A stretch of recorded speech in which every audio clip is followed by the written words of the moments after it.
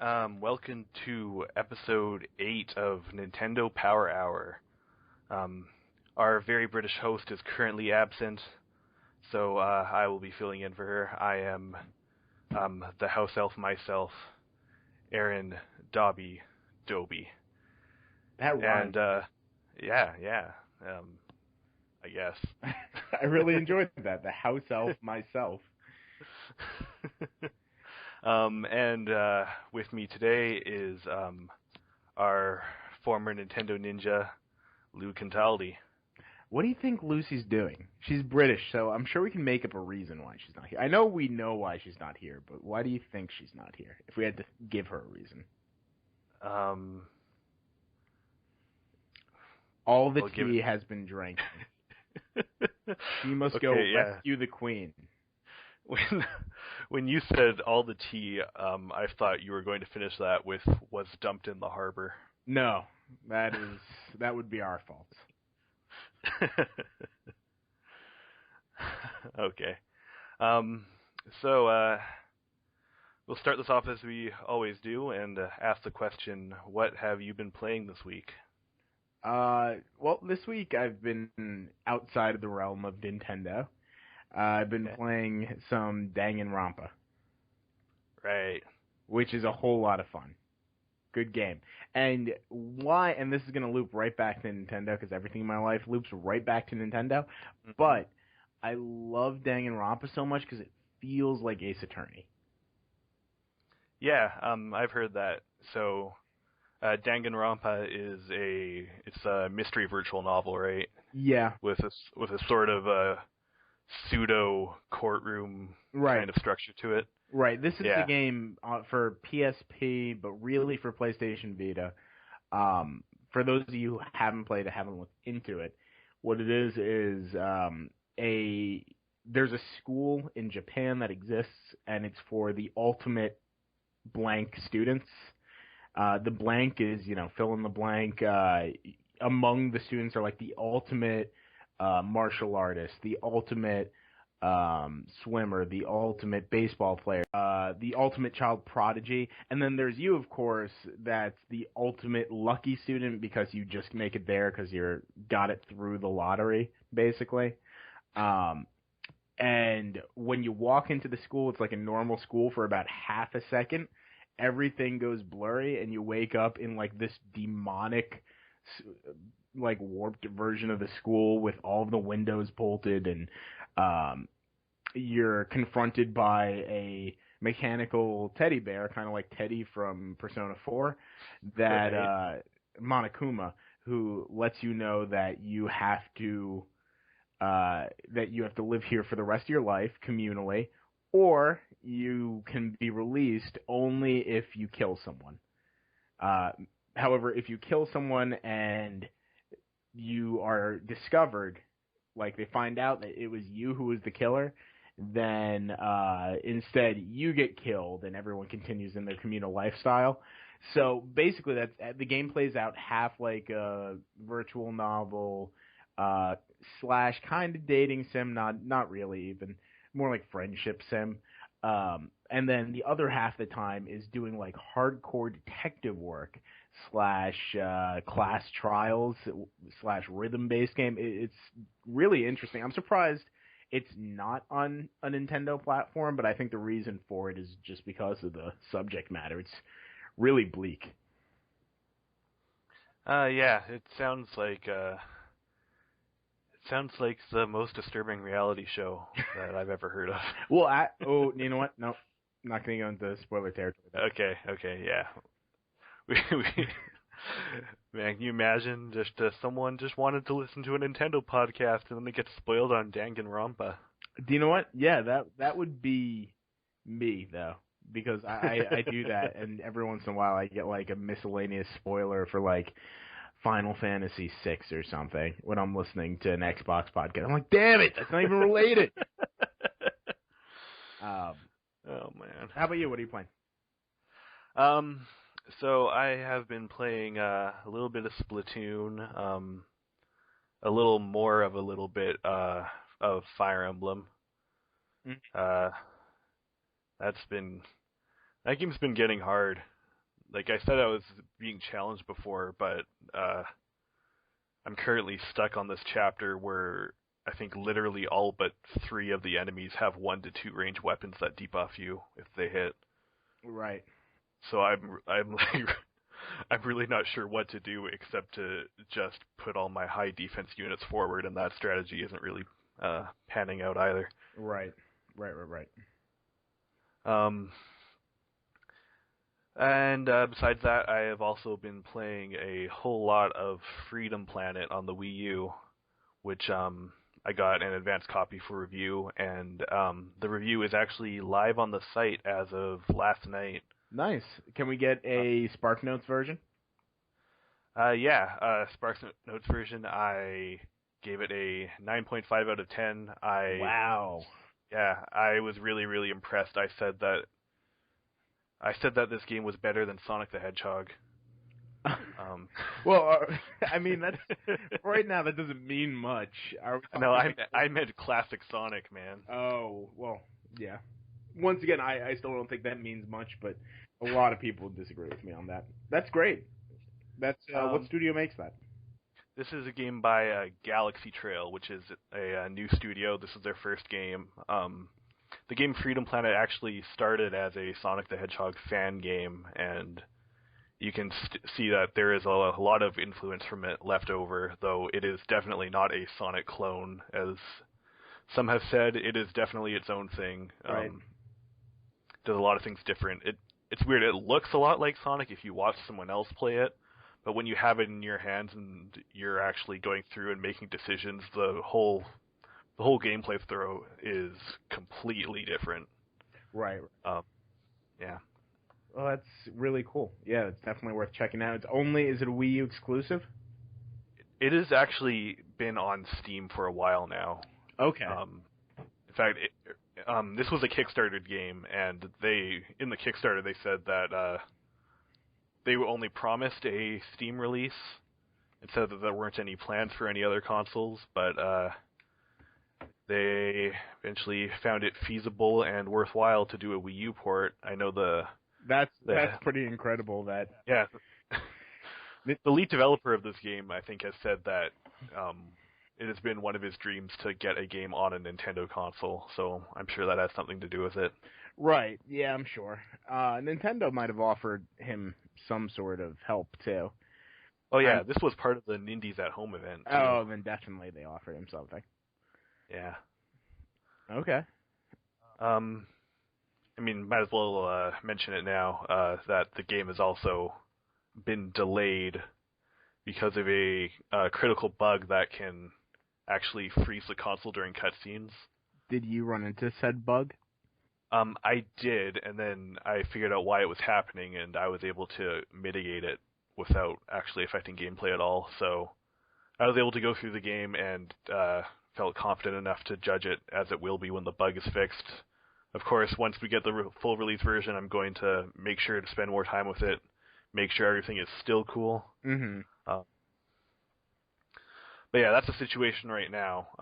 There is no promised release date yet, though certainly the developers have said that they hope that this isn't going to be very long. Right.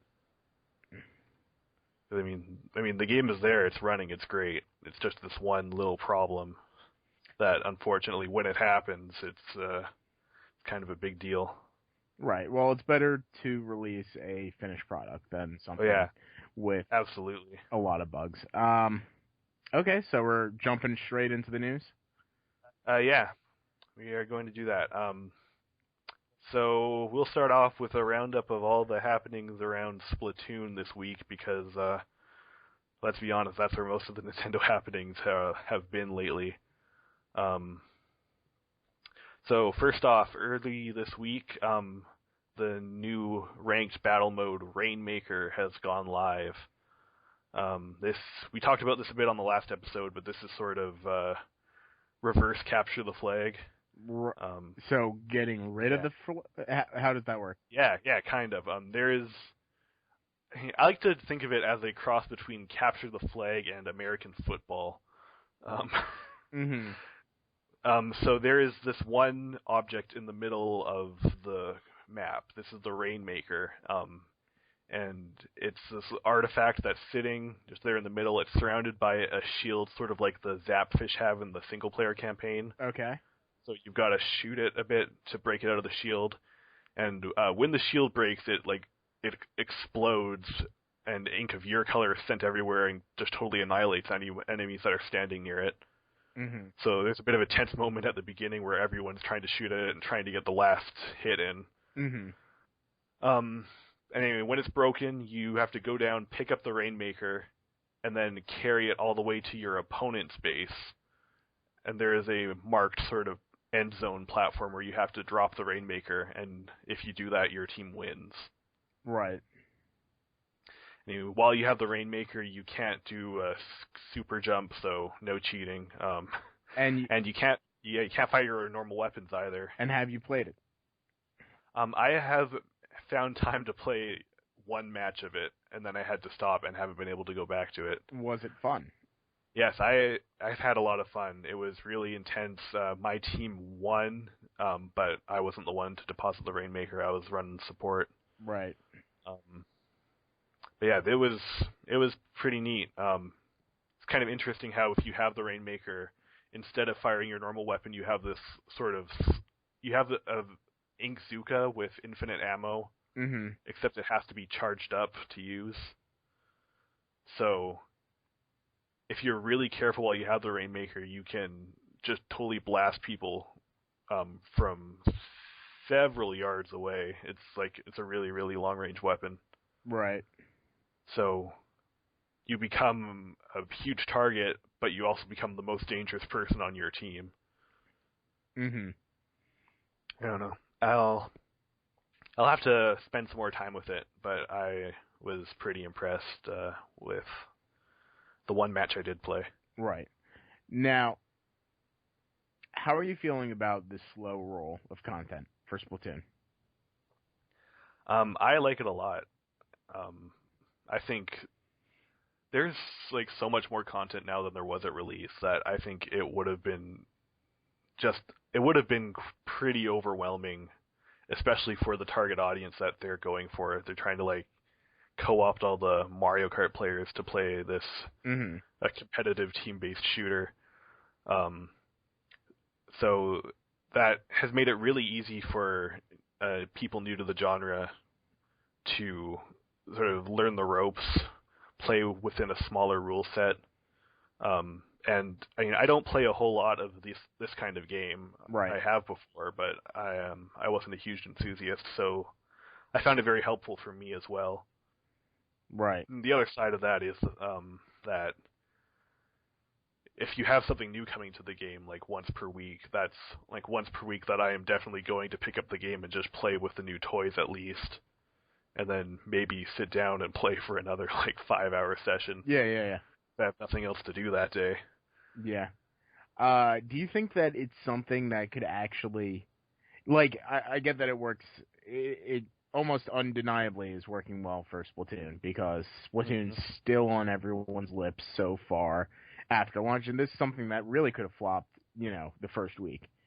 But people keep talking about it. Do you think that this is a strategy that Nintendo can use on every multiplayer game, or do you think that that's the novelty of this game and why it's successful, and if anything tends to do the same thing, it's going to wear down?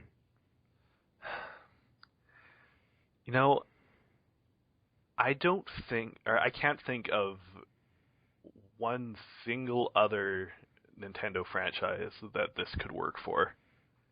Right. The obvious, the only major multiplayer-focused franchises that Nintendo has are Mario Kart and Super Smash Brothers. Mm-hmm.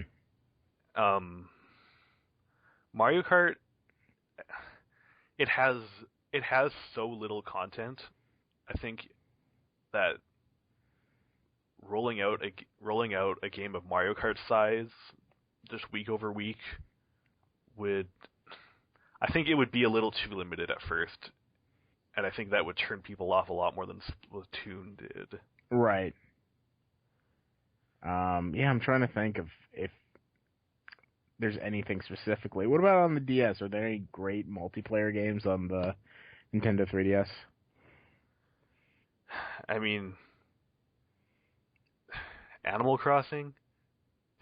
Yeah, do you know what? I Animal mean, Crossing is probably the one game that if they yeah. Now that I say it, it could work for Animal Crossing probably. right, but then again, the people who play Animal Crossing don't give up that on it after the first week either. Yeah. Whereas this is, I think, the crowd for Splatoon has to be reinvigorated, and that's why they are reinvigorating it every week. Hmm. Yeah, I'm not sure. I think that they really did a great job on this, and I'm not sure if it was a thing where they knew what they were doing or if they were just trying out one of their crazy Nintendo things that happened to work. I mean, it's, the game was obviously designed so far in advance that I think that this was a very deliberate choice. Right. Because there was so much stuff on the disc when it came out that just was not unlocked until weeks after. Mhm. Yeah. All right, so we got more Splatoon news. Yeah, the next Splatfest has been announced and is coming up soon. This is probably the most bizarre choice we have had so far, but the Splatfest is Team Autobots versus Team Decepticons. Who's gonna pick Decepticons? You know, I know next to nothing about Transformers, so Yeah, I neither don't know do what I. to tell you, I'm except that I have seen some people say, "Oh, everyone's going to pick Team Decepticons," and I've seen people go, "Everyone's going to pick Team Autobots." So I've been trying to sort of social engineer this and try to figure out which team is going to be more popular, and then pick the opposite one so that I'm actually able to play on a match on demand instead of having to wait for 2 minutes. right. Um, I mean, I don't know what to say about this. It's the good guys team versus the bad guys team in the Transformers universe, right? Mhm. Um, I don't know, but this is going to run starting at 9 p.m. Pacific on August 28th, and then go to 9 p.m. Pacific on the next day. Right. Yeah, I don't know, because that was the big issue. I was writing a lot for my Nintendo news regarding cats versus dogs, and people thought that was so unfair because how many more dogs there were than cats, even though it only ended up being a 1% difference in winners. Um, so And well, it was 2%, I think. It was right, like 51 to 49, right, or maybe 52 to 48. with the cats realistically outperforming the dogs, but the dogs still win. A lot of people said because of popularity. I mean, yes, that's true, and those were the rules of the game. Right. Yeah, I don't know. It just seems like a weird choice to do something that would seem so uh so easy to choose. Like, I don't know. It's like if they said, Team Batman versus Poison Ivy. Like, you know, there's gonna be people I who, don't like, know. there will be people who pick Poison Ivy, but they're doing it just to be the dissent. Like, Okay, I'm really curious.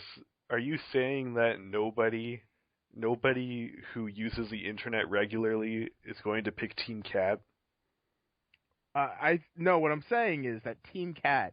I'm saying that makes more sense. Dog, cat, yeah, I get it. That one's a little more Okay. fine. I think Autobot and Decepticon is Okay. is way more skewed towards one side than the other. It's not like Rock and Pop or I forget what other ones they've done. Rock and Pop was a European one. Right. Our most recent one in North America was, would you rather roast a hot dog or would you rather roast a marshmallow? Oh, that one's really difficult though. Yeah, that was a tough choice. I don't know which one I'd pick for that. They're both delicious. I picked hot dog. Yeah, I think I would too. Though, Yeah. did you know that It's a good thing Lucy's not here because she was going on about how horrible both of them are Did you know last that episode. s'mores aren't a thing in outside of the United States? Um, And maybe no, but I'm not really surprised to hear it. that blew my mind because there was where I was working over the summer. There was a British secretary, and she was looking at all the new upcoming Oreos, and they had a s'mores Oreos, which, by the way, is really a missed marketing term because they could have just did s'moreos, but that's beside the point. And she's like, "What are s'mores?" And we tried explaining, and she's like, "So it's like a cake?" And I'm like, "No, did you even listen to what I say?" But anyway, I was like, "That this can't be a thing. Maybe it's just like she didn't understand what s'mores were. She lived, I didn't. I've never watched Star Wars. Maybe she didn't eat like delicious campfire desserts." So I asked Lucy, and Lucy had also no clue what I was talking about. So those are all to my British people. Anecdotally, that means all British people do not understand what s'mores are. All right. Well, that was a long tangent. You want to move on to the last piece? Yeah. So,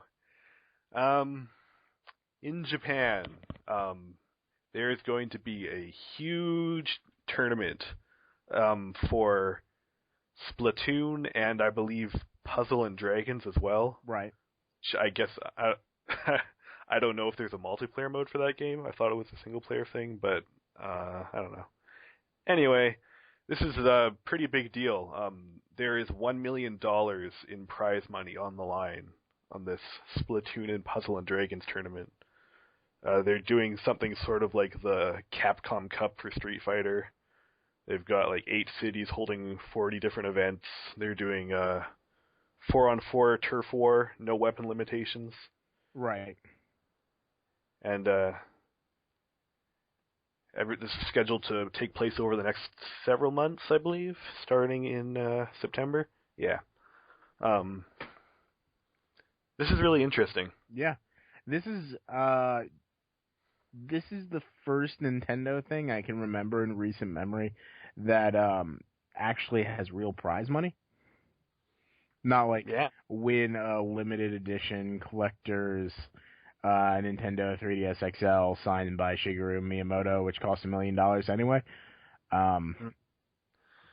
Yeah, I like that they're embracing a more kind of esports scene.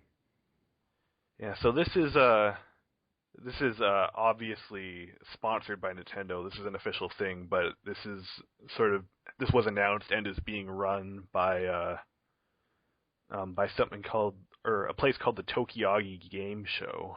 Right, but even so, like, yeah, Nintendo doesn't rush out to support these kind of things. Maybe more so lately, but for instance, in Evo, the other 2 years ago, they were trying to pull Super Smash Bros. Right, and I mean, to be fair, they reversed course on that pretty quick, and then they did. They are actually like sponsoring Evo and are being very supportive of the Smash Brothers competitive scene. Right. I mean, as far as I can tell, I know there are a lot of people that have some problems with the way they're doing it. Mm-hmm. But a lot of people, myself included, are just really happy to see it happening at all. Right. Which is kind of a big thing from Nintendo. Mm-hmm. Yeah. So, I think you should enter. You think I should enter? Yeah, let's do it. I mean, how many professional Splatoon players are? You got to get in on the ground floor for this kind of thing. I have no problem confessing that I am not very good at this game.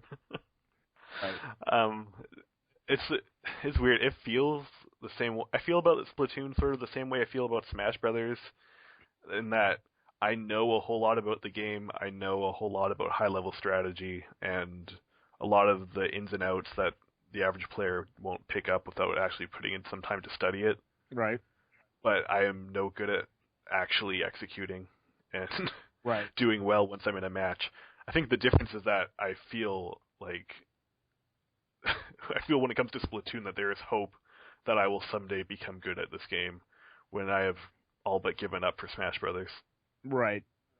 Yeah, I understand that feeling. I would imagine what it would feel like to go up against a pro in Splatoon, because I've done it once or twice in Smash Bros, and it's a demeaning and demoralizing feeling. I bet. It. I- I wish that I don't know. Like, I wish that I had the time right now to actually like get a group of people and play Splatoon on the same team over and over again, Mhm. so that I could get used to maybe actually like having a strategy as part of a 4-person team instead of just having us all sort of wing it. Mhm.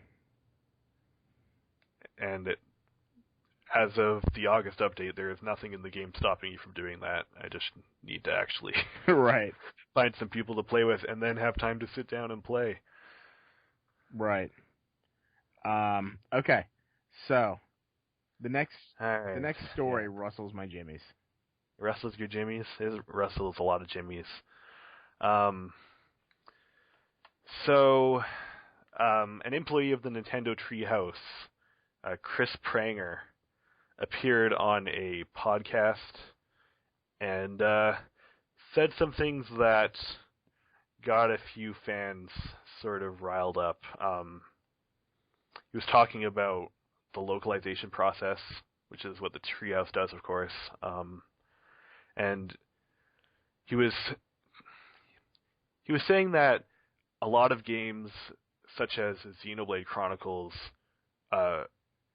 would actually not make enough money to make it worth localizing them. Right.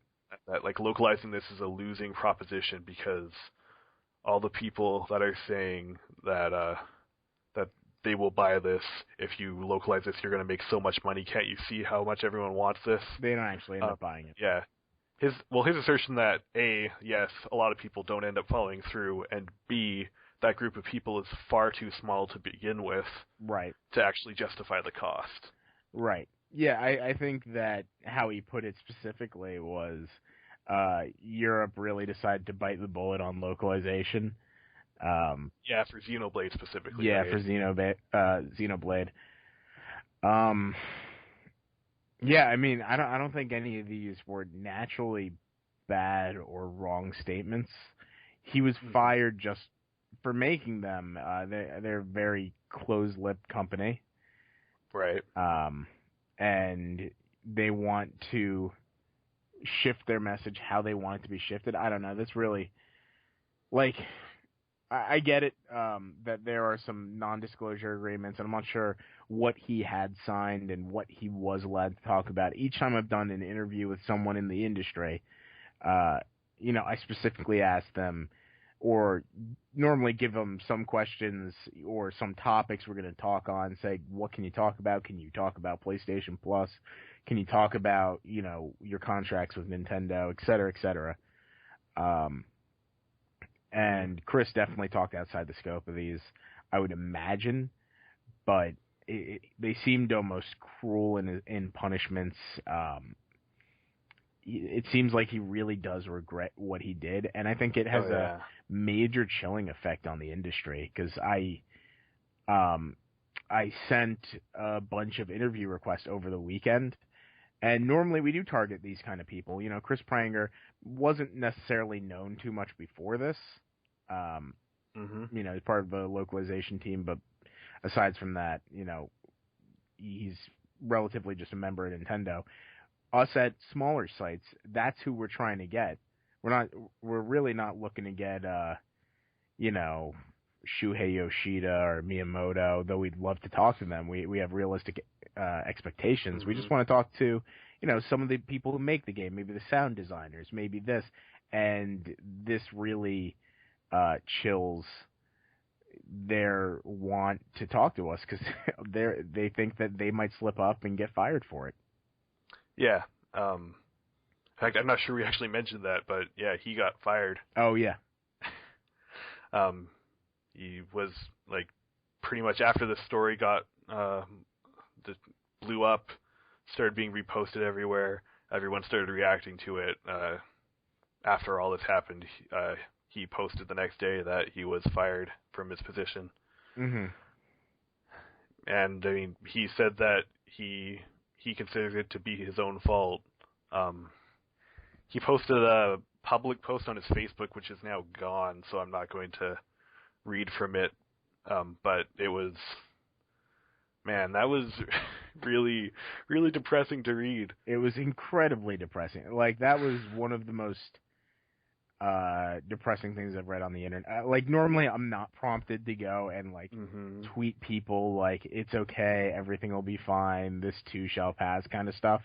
And I had to that day for him because, like, he was talking about how he let his family down, how he let, how he has kids and how he doesn't know how he's going to support them.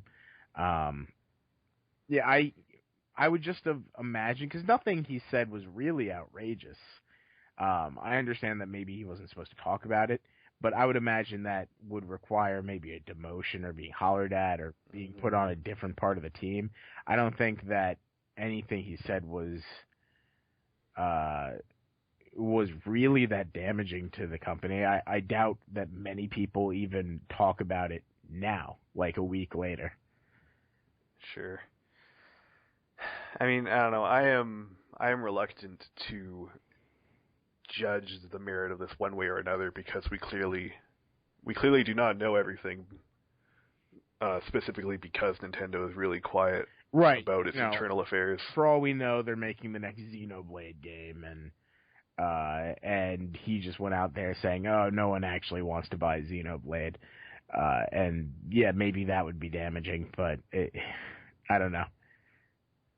It's hard to tell without all the facts, and he definitely seems like he knows he's in the wrong, so maybe there is more behind it, but yeah, it's not fun. It's very unfortunate. Right. And in another very unfortunate set of circumstances, we have lost Nintendo TV. It is gone. That's not unfortunate. Yes, as of the most recent update, which is I think 5.5.0, TV's just gone. There's the icon for it is not there anymore. Bye. I'm going to miss it so much. Yeah. I never actually used it. I used it once. I thought it was really cool for sports. And I would track it then, and I really liked the concept of, like, tweeting out important things as it's happening. It's just, it was so burdensome to do it to begin with. To just, like, oh, let me turn on my console and wait 40 seconds and load up the TV app and wait another 30 seconds and then try and find something that I'm interested in. And by that point, I'd be like, oh, well, I'm already 5 minutes into an episode. Yeah, I know that math doesn't add up. We'll just skip past that. It's like you have that, and then you have the near zero friction of just live tweeting on Twitter if you want. Right, but why? I think that's the biggest concern for me is just why'd they take it out? Like, I mean, they have to be devoting some infrastructure to supporting this on the back end. And if nobody is using it, there's no point in throwing the money away keeping that up. Yeah, I guess. I guess there's some people who are constantly trying to develop and all that, but I'd have to imagine that it's very minimal at this point. Like, I think that they could have just kept it there and just listed like names of things and like taken out all the tweet stuff. No one would have noticed because literally nobody uses it anymore. Yeah, I don't know. It just seems like more effort than it's worth. But if it frees up a lot of space for them, then Splatoon can certainly use it. Yeah, that's for sure. All right. So we got a last couple of news items here. Are a couple releases that were recently announced. Both games that I am looking forward to playing. So the first one is Senran Kagura 2 Deep Crimson has finally been confirmed for a release date on September 15th. Mm. Now, what kind of game is this? I'm imagining we're in some sort of JRPG circle. Not quite. This is a beat 'em up. It's a side-scrolling beat 'em up. Mm-hmm. It's, kind of like a Streets of Rage type deal. Right. Except that the casts are all exceptionally busty ladies, and Okay. in combat they take a lot of clothing damage. Got it. So this is a series that's been going for a little while now. I posted a review of the latest release, which was on the Vita for Senran Kagura Shinobi Versus. If you want to hear my thoughts on the series, they are all there, but the bottom line is that this is like a really embarrassing game. Right. But it is also at the same time really, really funny and really, really fun game. Right. I mean, it certainly sounds interesting. I don't know. I have to look at it more. Yeah, just don't do it at work. Right, or on the bus, or yeah. I mean, what I say is that I recommend this game as long as you know that you're not someone who's easily offended and that you educate yourself and know exactly what you're getting into. Right. That's interesting that it's on the. Yeah, I'm assuming 3DS. Yes, it is on the 3DS. It is coming September 15th. It is actually coming out in a physical edition, unlike the first game, which was eShop only. Right. Like I don't think that Marvelous and Xseed were actually expecting this series to do well at all in the U.S. Yeah, but that is. I just looked up pictures. That is way more racy than I was imagining. Yeah, and I mean, you look at pictures and you're going to see the most racy bits of the game because that's what people are talking about all the time. No, I just mean the physical structure of these ladies. Oh, but yes. I mean that too. Yeah. All right. Well, that is bookmarked for tonight. All right. Yeah. So this is a Senran Kagura 2 Deep Crimson is the title of the game. It is coming out in a standard edition and a special edition, which has a 2-disc soundtrack and is accordingly titled the Double D edition. Mm-hmm. It's because of the 2 discs. That's all. Oh, okay. That makes sense. In the 2 discs. That's what I was thinking from the beginning. Yeah, exactly. That's sort of an example of the sense of humor the game has. It's really, really tongue-in-cheek about the whole thing. Right. And I realize that's not going to excuse it for a lot of people, but it doesn't take itself seriously at all. Those are the type of people it's not trying to win over. Yeah, exactly. All right. So the other one, which I recommend to a much wider audience, is Advance Wars 2 Black Hole Rising is coming to the Wii U Virtual Console tomorrow. That is August 20th, so it'll probably be out by the time you're listening to this. Mm-hmm. This is a turn-based tactical game on a grid. Really simple rules, plays really fast, fun characters. It's from the developers of Fire Emblem, though it's only superficially similar to that. Right. Have you played much of Advance Wars in any form? Unfortunately not. I have it bought, but I've never. There's not enough time in the day to go play them. Yeah, I understand. I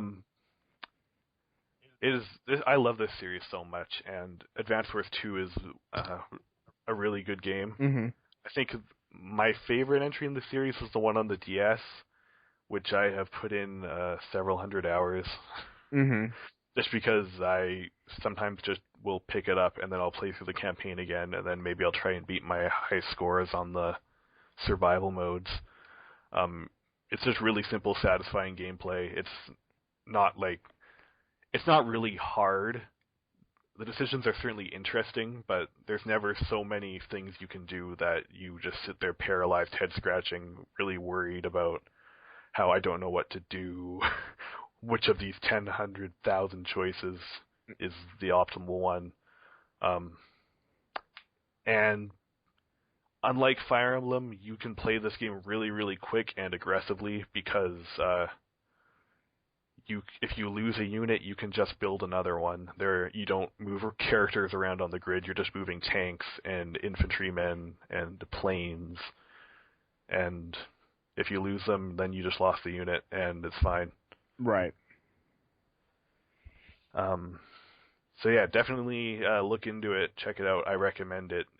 I think that this is a very strong entry in the series. I mean, the original Advance Wars is currently on the Virtual Console as well, but this game is just a lot better. I think this series started to take itself seriously with this entry. Right. And you can kind of tell if you compare the character design, the art style. Right. It's who makes this? Intellect Systems? Intelligence Systems. I was so close on that. It's when they really start to get their sea legs. Yeah, definitely. If it sounds like I'm just gushing about this, it's because I am. Mm-hmm. All right. I got I don't know if you'd be interested in talking a small topic, but I'm curious what your answer is for it. Sure. What do you got? I want to know what your most anticipated fall Nintendo game is, or Nintendo just coming out on the Wii U or 3DS. Ooh. This is tricky for me. Obviously, I'm sort of flip-flopping between two games here. One of them is you can probably guess, Super Mario Maker. Well, yeah, I think that's a default for most people. Yeah. But the other one that I'm really tempted to call out is Hatsune Miku Project Mirai DX. Right. This is a rhythm game featuring everyone's favorite virtual fictional pop star. Is she the only virtual fictional? No. Okay. There are plenty of others, and I probably just offended several people by claiming that she was everyone's favorite. Many people. We just got actually 50 new listeners, and they all hate us. Awesome. Well, listeners are listeners. Let me think. Well, if we're overlooking Super Mario Maker, which I think is fine because that just seems phenomenal on every level. The one that surprised me most, that I most want to get this fall, is Yokai Watch. Yeah, that looks really neat. Each trailer they put out, like they put out a couple of trailers today, I think, on Nintendo's YouTube page, and each one that I see really makes me want to dig into it, especially because there is no confirmed actual Pokemon game this fall. Right. Yeah, I think it's really cool that Nintendo is supporting this with trailers, and they're trying to hype it up on all their social media channels and all that. Mm-hmm. Because this definitely seems like a game that would have just flown right under the radar normally. Yeah. But it seems like it deserves a lot more attention than that. Right. Do you own a PlayStation 3? I do, yes. Now, did you play, oh, damn it, why can't I remember the name of it? This is really bad. It was the JRPG from Studio Ghibli right at the end. Ni no Kuni? Ni no Kuni, yes. No, I have not played that. That's what it reminds me of, and I love Ni no Kuni. In fact, yeah, I can see where that's coming from. Yeah, I'm sitting here with the, 700-page guide, just flipping through pages right now. It was a beautiful game, and I hope Yokai Watch is similar. So I'm crossing my fingers. I'm on a Japanese kick lately. Yeah, I hope the game does well. Mm-hmm. Okay, so. All right, yeah. So that's all we have for the news. Now we're going to move on to our final segment. We are going to check in on our progress and current thoughts of our Nintendo Power Hour Book Club assignment, which is Wario Land 3 on the Game Boy Color.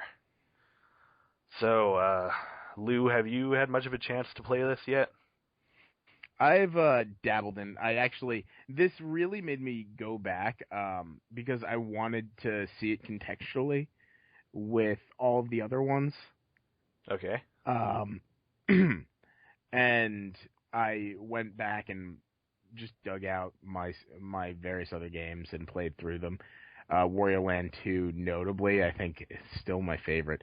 But Wario Land 3 is just a phenomenal game. I really keep forgetting how great the Wario Land series is, and it's so separate from the Mario Land or any of the Mario Land games. It's almost like it's a parody of Super Mario Brothers. Yeah, that's how it feels at times. A really good parody too. Mm-hmm. Yeah, I also think it was ahead of its time in so many ways, like with alternate endings and stuff. But it makes me sad that we don't see any of these lately.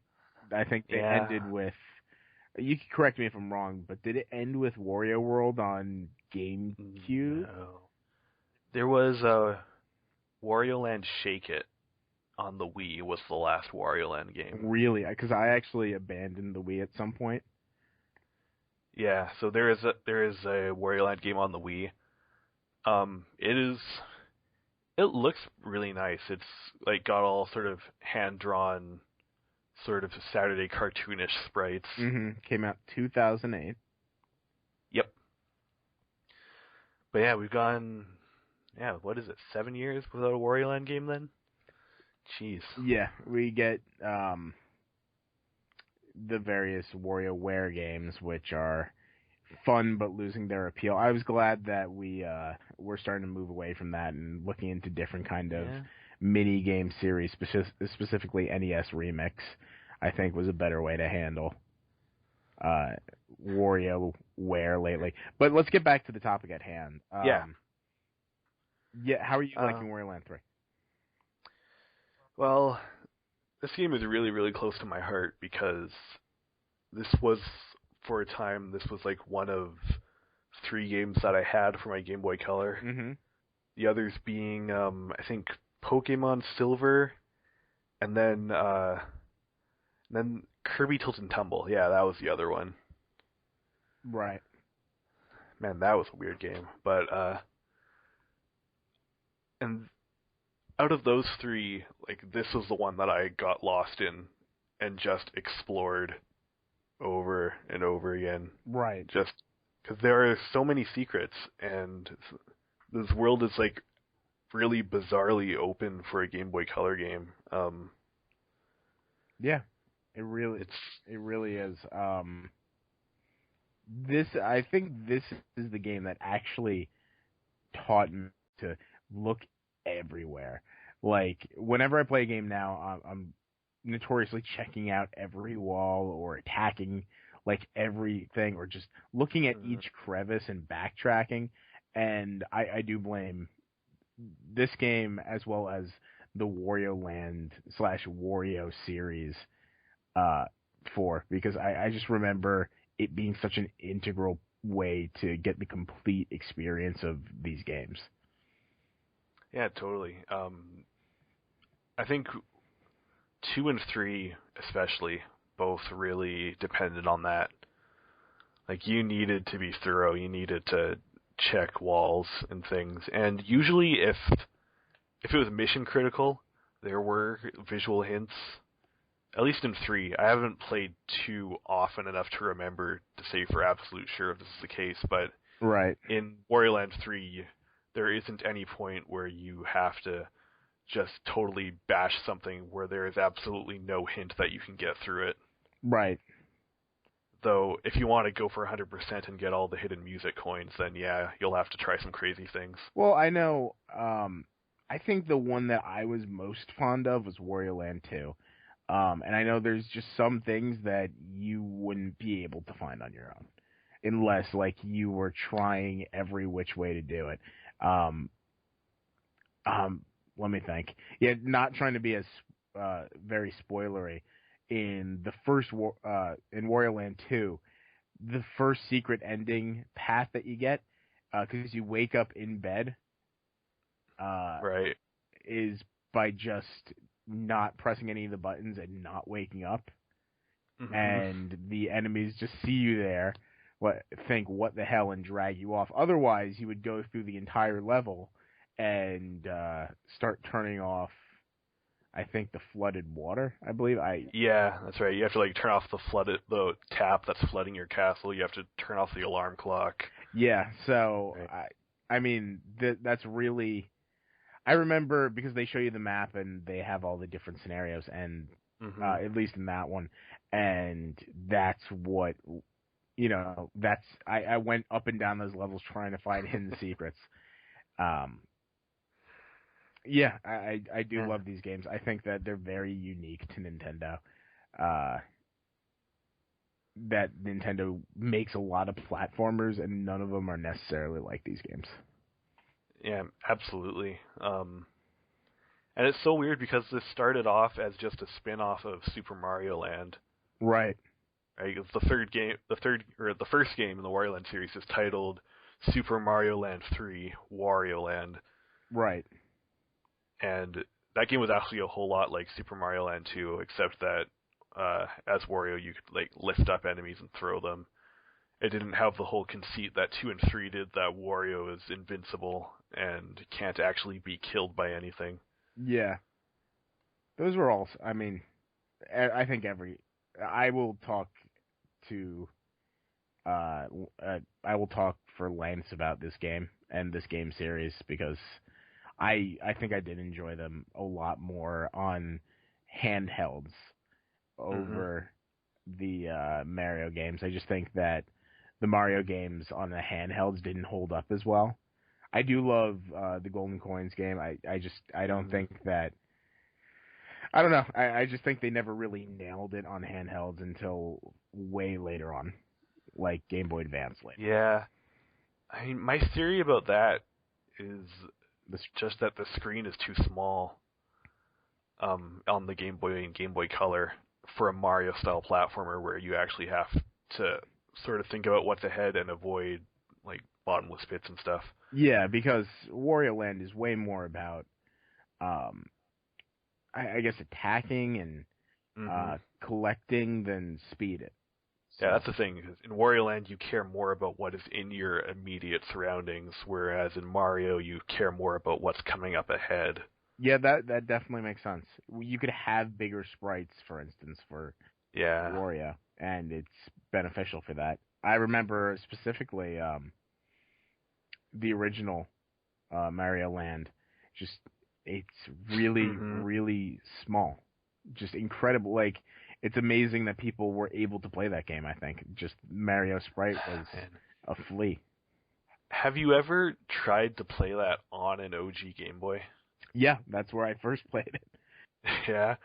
I did that a few years ago, and the blur on the screen was awful. Right. Like, I didn't really notice it too much for any other game, but when I was trying to focus on sprites that small, that slight ghosting you get on the Game Boy screen was really, really off-putting. Yeah. So, in summation, go play Wario Land. It's really fantastic, and it holds up way better than most other Game Boy games, Game Boy platformers at the time. Yeah, definitely. So I believe Lucy is out for one more week, and she will be back the week after that. So I think we're going to put a timer of 2 more weeks on this assignment. I mean, I beat it in 9 hours, and I'm just working on 100% now, so it's not a huge time commitment to just knock this game out. Of course, I knew what I was doing really well, so your mileage will probably vary if you haven't played the game before. Mm-hmm.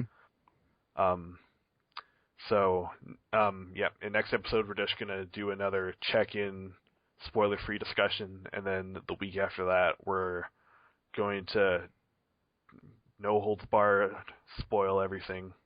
As much as it can be spoiled. Yeah. So if you care about it and you don't want to skip the end of the episode, then pick up Wario Land 3 and get through it. It's a good time. Right. Definitely. All right, so I believe this wraps it up for episode 8 of Nintendo Power Hour, brought to you by middleofnowheregaming.com. You should check out our website. We have lots of other things. We have other podcasts. We have news. We have reviews. We also have a YouTube channel and a Facebook. You can search for us there as Middle of Nowhere Gaming. On Twitter, we are at mong.com, all spelled out. We are on Twitch at twitch.tv/mongplays, where we usually stream the podcast there. And sometimes we do gameplay as well.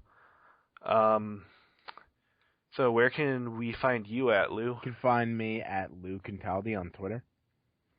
All right, and I am on Twitter at ArcRush. And yeah, that wraps it up, everyone. Thanks for listening, and we will be back with another episode next week. Mong! Mong!